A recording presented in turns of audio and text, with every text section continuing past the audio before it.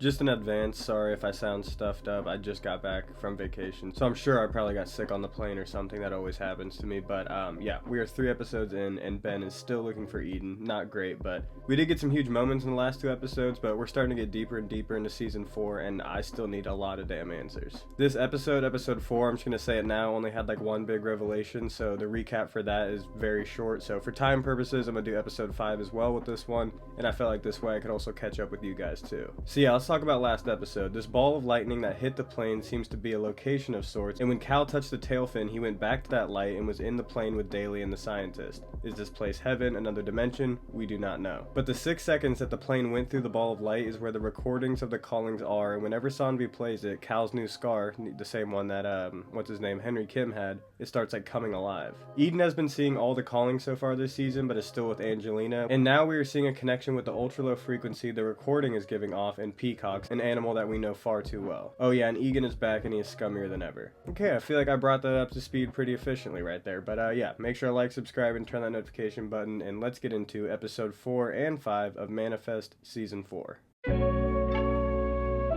Alright, we're starting off with Mick jogging for some reason. Oh yeah, her dead friend's mom, whose house they're living at, died. R.I.P. to her, but I completely forgot that they even existed. But yeah, as she's paying her respects, she gets a calling of fog rolling in, thunder, and then a blue lightning bird swoops by shooting like lightning bolts out of its eyes. CGI here wasn't terrible. Mick runs home and tries to tell Ben, but yeah, the end of the last episode didn't change anything. He is still sassy. But he's on the way to go see Egan, and obviously Mick is shocked. Cal is still trying to figure out what the scientist meant by he had the answer already, and there's more to do. Hey, Zeke is finally back. I feel like we haven't seen him in 2 episodes. Cheers to Team Throne to the side. Makami pulls up to a Native American reservation because a passenger lives there and hasn't shown up to the registry for months. Trust me, this is all connected. Mick is looking up thunderbirds to try and see what the calling could mean, and in Native American mythology, there are these blue thunderbirds that look exactly like the one she saw.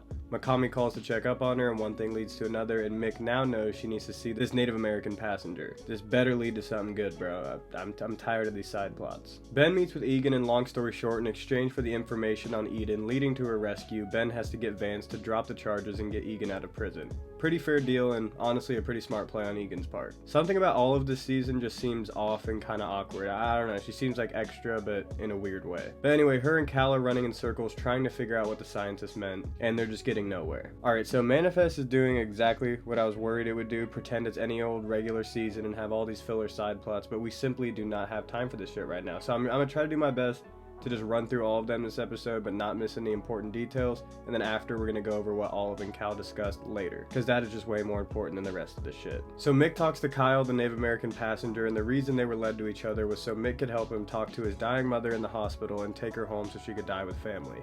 He gives Mick this blanket that will come up later. We also get a little more backstory on Zeke's new version of his power, so pretty much instead of just feeling exactly what someone is feeling, he now takes that emotion and feeling away and absorbs it. And that just cannot be healthy. Vance comes to the rescue, Egan signs the papers, it turns out Vance got divorced, but now they can use Egan's information to find Eden. It's so hard to say those names back and forth, Egan and Eden, but except when they get ready to leave, Ben sends Vance a fake address, turns his phone off, and then leaves his phone at home, and goes to the real address. Ben, what the dude? Still to this day don't know why he did that. Like, it would have just been way better to have just Vance come with him. It's just one other person. But after he pulls up, he gets knocked out and we cut to black. But for some reason we spent like a bunch of time seeing Makami and Jared figure out that this crazy lady, I don't really know her name right now, she bought a bunch of fertilizer, and then that she lives at the compound, so they got the address. So I guess it matters that someone else knows where Ben is, but like no one knows that Ben's there. And we spent like 7 to 10 minutes watching them do this, and Ben's already, I just can't with this show sometimes. But now after all that, let's talk about what Olive and Cal discussed this episode.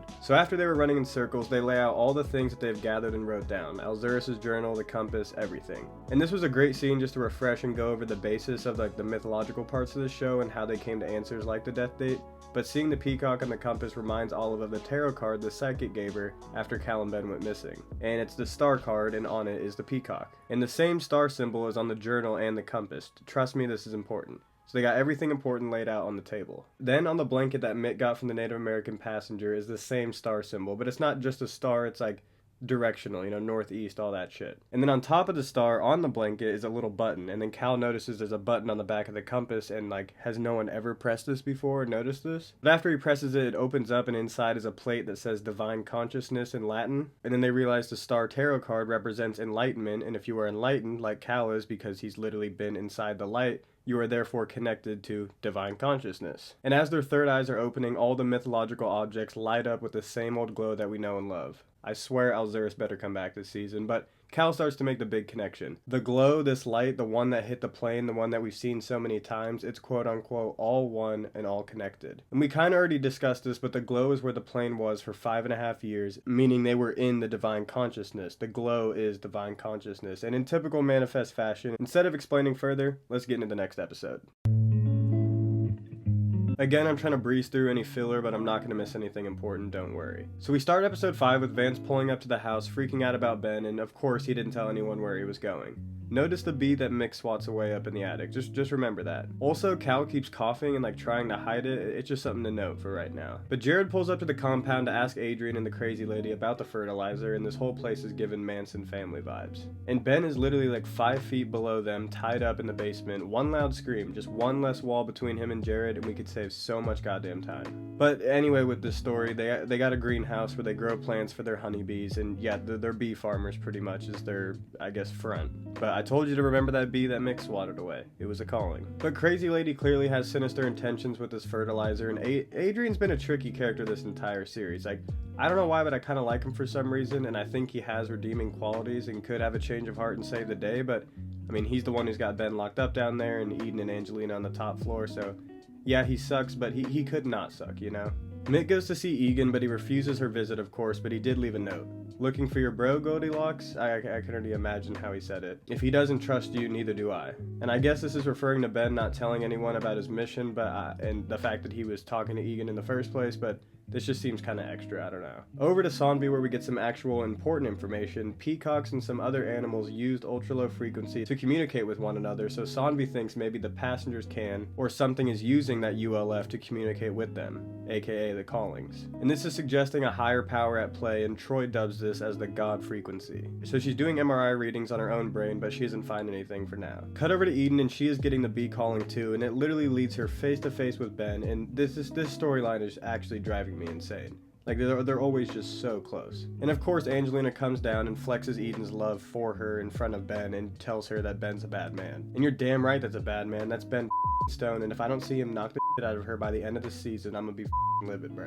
So Crazy Lady turns out was making bombs. I'm sure you could probably guess that already. But what for at this point in the show, I actually have no clue. Jared's a cornball, but I kind of like him and Mikami's relationship right now. It doesn't seem too awkward. And it looks like Zeke is becoming more affected when he uses his powers on people, having a very strange encounter with a patient. And, okay, yeah, now we're back to the good stuff. So Angelina keeps manipulating Eden into thinking Ben is bad, and then the Crazy Lady shows up and is actually on Angelina's side and believes all of her crazy beliefs too. Perfect. Then she shows her the bombs that are now hidden in each room, and the plan is if the police show up, they run out the back and blow the house up. These are literally the last 2 characters that should have any deadly weapons. One of the passengers, I think his name is Donovan, that we've never seen before, goes down to feed Ben, and he kind of convinces him that Adrian is crazy, but not enough for him to untie him and let him go. Over at the bird's nest, and Sonby finally takes some samples of Cal's scar, and he and Olive tell her what happened last night with the glow. Further pushing into the religious side, Olive explains that all these signs are pointing to a heavenly state of all-knowingness, aka God in heaven. So remember all-knowing, and then Cal saying when he was there he felt like he had all the answers. We'll bring this up later. But now they finally get Cal in the MRI machine. Gotta do another little skip through. Mick gets a lead on Ben from a bee calling and gets Jared, Mikami, and Zeke on it with her.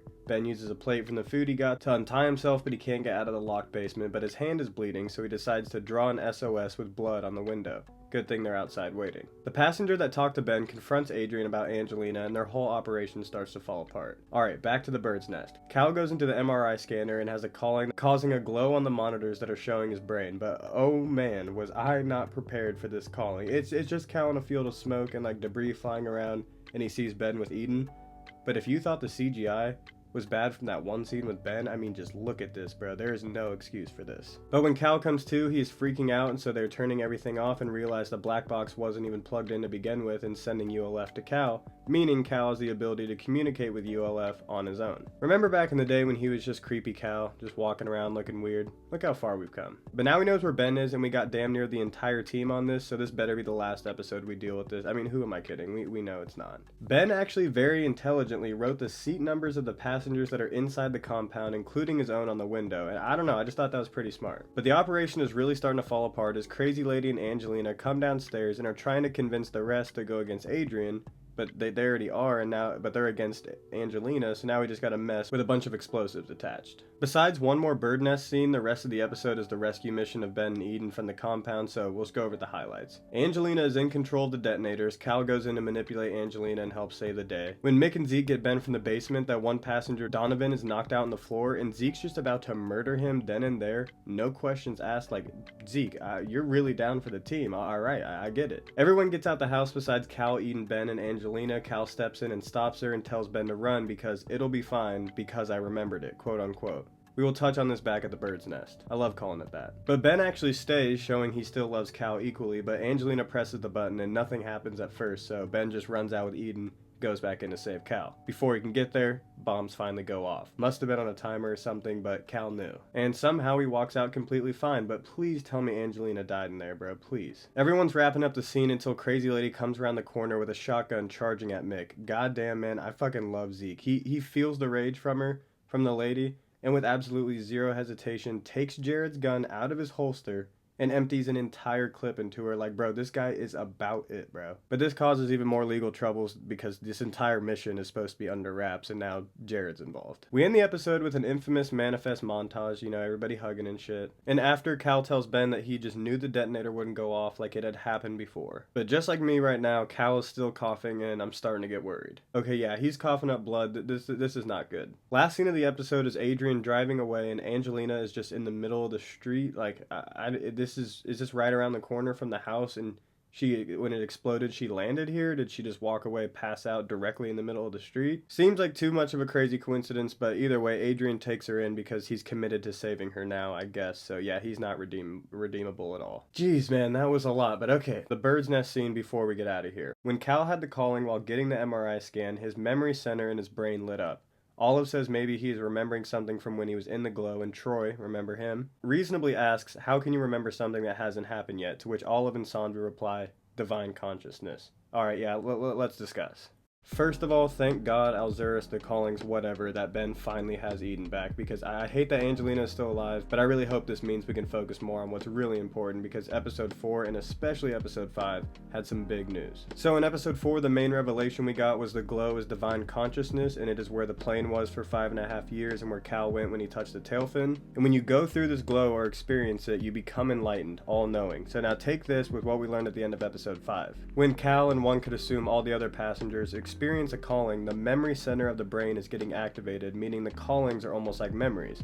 But how can you remember something that hasn't happened yet? This suggests that when you go through the glow and become enlightened, you become all-knowing and you know what will happen. But then the scene with Daly where Cal went back there suggests that when you leave, you don't particularly remember everything that you saw. So how are passengers having the callings? Well, we also learn in episode 5 that the way passengers communicate with the glow and have these callings is through ultra-low frequency, and they have tapped into what they call the God frequency. I know this is a lot, but this is why I'm here to explain. So if we remember in season 1, everyone who experienced what we know now as the glow had a difference in their DNA. I think they called it like a blood marker. But either way, it shows that they came back different than they were before the glow.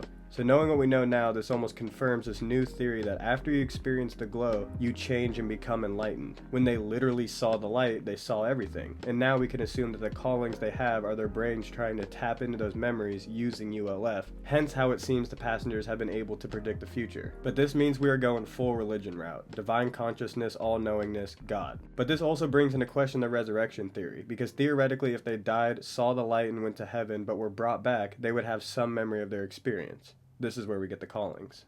Alright, it really feels like we're starting to get somewhere with this season. Probably got the biggest revelations of the series so far, but there's just still so much more to uncover. Again, I'm so glad to see Ben reunite with Eden. At first it was just so we could wrap it up, but at the end of episode 5 it reminded me how much I love Ben, and I am really happy for him. maybe now old Ben is back. But besides that one CGI scene and the amount of filler, episode 5 was a great reminder of why I am a fan of this show. The rescue mission, as much as it takes away from the answers, was done really well, and I was wrapped in, I can't even lie. But going into next episode though, I want a full focus on Cal because now it's looking like he's sick again, which is the last thing we need. And also Zeke, man, you are just a dog, bro, Jesus Christ. But for real, I expect him to be pretty messed up considering how shook he was at the end of episode 5. And I might do the same thing with the next 2 episodes, 6 and 7, and just put them in one video as well, but the last like 3 or 4 episodes of part 1 are jam-packed enough to where I don't feel like I need to. Episode 4 was really just a dud overall, if I'm being honest. But can't say it enough, I say it every time. Thank you for all the support. Make sure to like, subscribe, and turn on that notification button. And depending on when this drops, expect the next video around